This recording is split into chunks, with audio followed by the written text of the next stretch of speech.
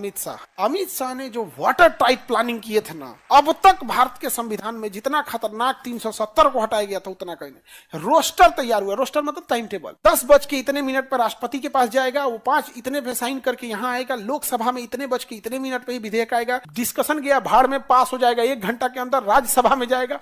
मतलब timing fix था, कैसे जहाज का टाइमिंग होता, लैंड करेगा, टेक ऑफ करेगा, बोर्डिंग होगा, ये होगा, पूरी टाइमिंग फिक्स थी, किसी को कुछ पता नहीं।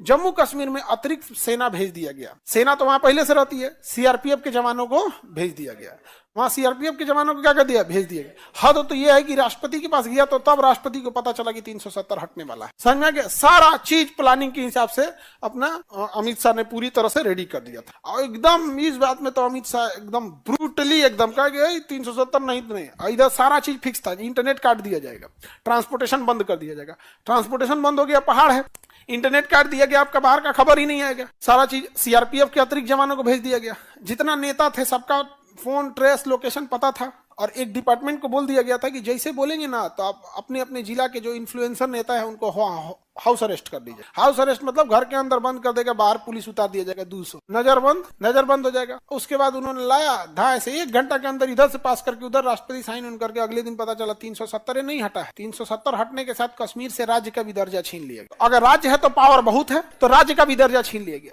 और इतना ही नहीं उसका टुकड़ा भी कर दिया गया। तो कश्मीर में जो राजनेता लोग थे उनको यही नहीं समझ में आ रहा था केन्ने से दुखा रहा है, नहीं समझ में आ गया, उसको समझ में नहीं आ रहा किस चीज का दुख मनाए। 370 हटा इसका दुख मनाए, कि राज्य का दर्जा छीन लिया इसका दुख मनाए, कि राज्य तोड़ दिया इसका दुख मनाए, कि हाउस अरेस्ट किया इसका दुख मनाए, इंटरनेट काट दिया है इसका दुख मनाए, कि सरकार सुनने वाली है ये नहीं है इसका दुख मनाए। समझे में नहीं आ रहा था किस चीज का दुख मनाए। अब बेगाने की शादी में अब्दुल्ला दीवाना, पाकिस्तान कह रहा है कि हम भारत से रिश्ते तोड़ लेते हैं। भाई रिश्ता था ही कभी, नहीं समझ में आ गया।